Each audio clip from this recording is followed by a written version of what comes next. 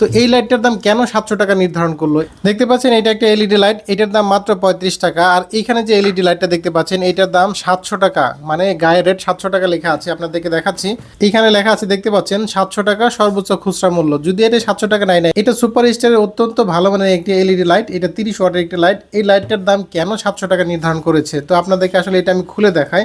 এটা তো খোলা, আপনি দেখতেই পাচ্ছেন, এটার ভেতরে কিন্তু কিছুই নাই।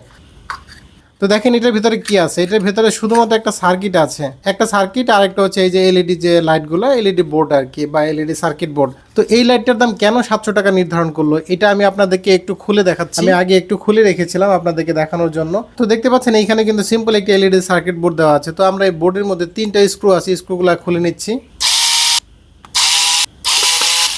তো দেখেন আমাদের 3টা স্ক্রু আমরা খুলে ফেলেছি। এখন এই স্ক্রুটা যখন আমরা বাইরে বের করব, তখন কিন্তু আমাদের এইখানে যে মেইন যে অংশটা দেখেন, এটা কিভাবে এটার সাথে সেটিং করা আছে। তো এইখানে সার্কিট বোর্ডটা এইখানে, আর এইটা হচ্ছে এইখানে।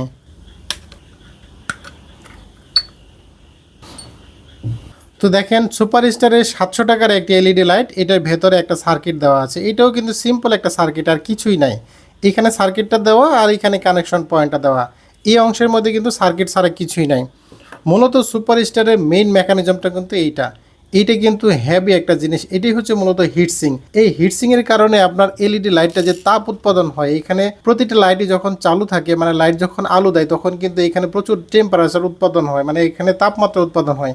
টেম্পারেচার ছাড়া কোনো লাইটই কিন্তু চালু হয় না। তো এই এলইডি লাইটগুলোতে কিন্তু তাপ উৎপাদন হয়। এই তাপটা শোষণ করার কাজটা করা হচ্ছে এইখানে যে আপনি হিটসিংটা দেখতে পাচ্ছেন, এই হিটসিংটা। এটা দেখে একদম সিম্পল মনে হচ্ছে, কিন্তু এটা পুরোটা কিন্তু একটা হিটসিং, মানে পুরোটা এতটা ওয়েট। আপনাদেরকে আমি ওজন করে দেখাচ্ছি এটা কতটুকু ওয়েট আছে। তো দেখতে পাচ্ছেন এইটা 161 গ্রাম, মানে এই একটা হিটসিং 161 গ্রাম, মানে লাইটের ম্যাক্সিমাম ওয়েটটাই কিন্তু এইটার মধ্যে। আর এইখানে যে আমার এলইডি লাইটটা আছে, এটা যদি আমি ওয়েট দিই তাহলে আপনারা কতটুকু আসবে একটু দেখেন। মানে পুরো লাইটটা হচ্ছে মাত্র 26 গ্রাম। এই লাইটের ওজন মাত্র 26 গ্রাম। আর এইখানে শুধুমাত্র হিটসিংয়ের ওজনই হচ্ছে 163 গ্রাম। ভাবা যায়, মানে 163 গ্রামে একটা হিটসিং। এই হিটসিংয়ের কারণে কিন্তু এই যে ভিতর দিয়েও কিন্তু যে হিটসিং, পুরোটাই হচ্ছে আপনার হিটসিং। এই হিটসিং থাকার কারণে কিন্তু আমাদের যে এলইডি লাইটগুলো, এই এলইডি লাইট কিন্তু দীর্ঘস্থায়ী হয়, লং লাস্টিং হয়।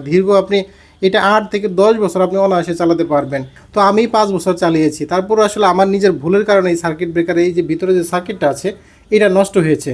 তো আমি আশা করছি আমার যে এইখানে যে বোর্ডটা আছে, এই বোর্ডটা ভালো আছে, এবং এইখানে যে সার্কিট বোর্ডটা যে আছে, মানে ভিতরে যে সার্কিটটা আছে, এইটা পুড়ে গেছে।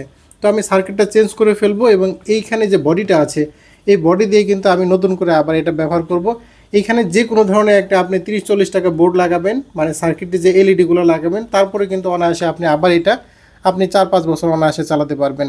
মানে এগুলো যদি আপনার বডি নষ্ট না হয়, বডি যদি ভেঙে না যায়, তাহলে আপনি এই এক লাইট দিয়ে কিন্তু আপনি মোটামুটি 10-15 বছর আপনি কাটিয়ে দিতে পারবেন।